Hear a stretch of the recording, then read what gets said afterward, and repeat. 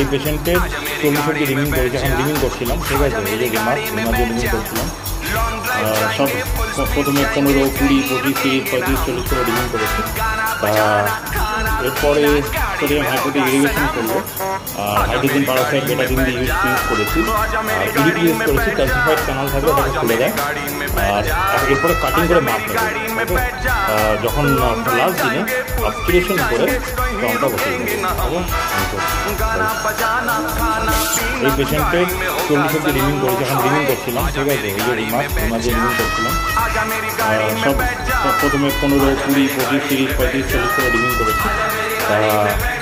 এরপরে sodium হাইপোটিক irrigation করবো, hydrogen peroxide Betadine দিয়ে ইউজ করেছি, আর ইরিট ইউজ করেছি, ক্যালসিফাইড ক্যানাল থাকলে ওটাকে খুলে যায়।